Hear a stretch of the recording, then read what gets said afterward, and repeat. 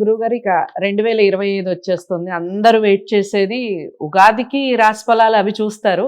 కానీ సంవత్సరం ప్రపంచవ్యాప్తంగా సంవత్సరం మారుతుంది కాబట్టి సంవత్సరానికి సంబంధించి మేషరాశి ఫలితాలు ఏ విధంగా ఉన్నాయి? ఇప్పుడు జనరల్ గా మనకు ఈ సంవత్సరము అధిపతి రవి వచ్చేటువంటిది శ్రీ విశ్వ వసునామ సంవత్సరం విశ్వ వసునామ సంవత్సరం 2025 ఆంగ్ల సంవత్సరం. లాస్ట్ ఇయర్ ఎలాగైతే మనకు 2019లో షష్టగ్రహ కూటం వచ్చిందో అప్పుడు మనకు కరోనా వచ్చింది. అట్లనే ఈ సంవత్సరం మీనరాశిలో షష్టగ్రహ కూటం వస్తుంది 29 మార్చి రోజు.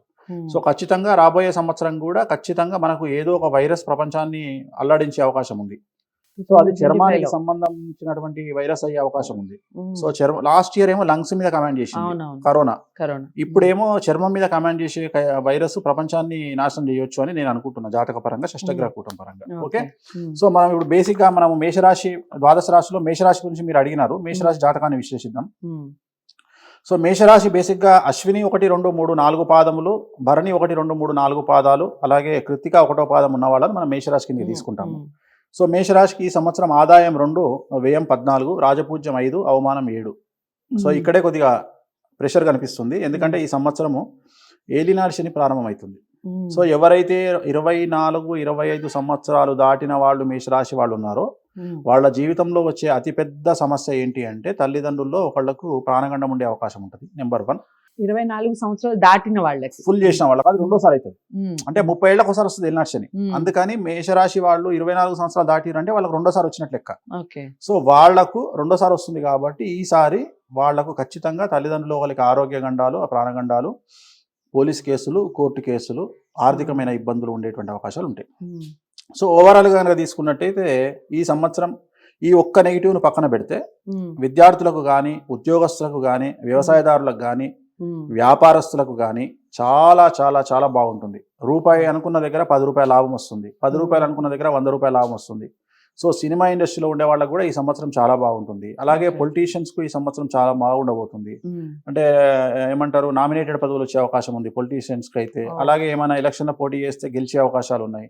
అట్లనే ఈ సంవత్సరం విద్యార్థులకు ఈ కాంపిటేటివ్ ఎగ్జామ్స్, ఎంబీబీఎస్ లాంటివి, లా సెట్, ఐ సెట్ ఇలాంటి వాటిల్లో వాళ్ళు ఉత్తీర్ణత ఎక్కువగా ఉంటుంది. వాళ్ళు కోరుకున్న కాలేజీల్లో వాళ్ళకు ప్లేస్మెంట్ వస్తుంది.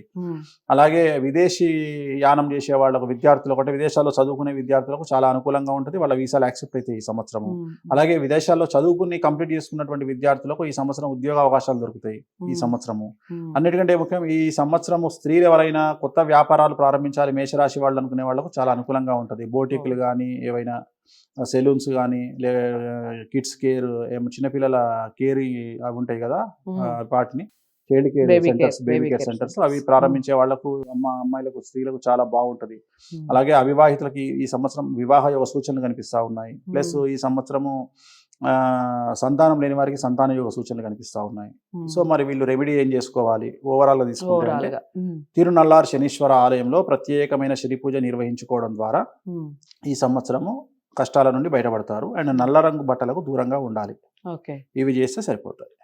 ఇవి మేషరాశి ఫలితాలు. సో వేణుస్వామి గారు చెప్పినటువంటి రెమెడీ ఏదైతే ఉందో అది ఫాలో అయ్యే ప్రయత్నం చేయండి. మేషరాశి వారు అందరికీ చాలా బాగుంది. 24 సంవత్సరాలు నిండిన వారు కాస్త జాగ్రత్త వహించండి. తల్లిదండ్రుల విషయం, ఆరోగ్య విషయం అన్నట్టుగా చెప్పారు. ఇంకా ఏమైనా డౌట్స్ ఉంటే ఖచ్చితంగా కామెంట్ బాక్స్లో తెలియచేయండి, లేదా స్క్రీన్ మీద కనపడే నెంబర్కి కాల్ చేయొచ్చు. తదుపరి రాశితో మళ్ళీ కలుద్దాం. నమస్తే.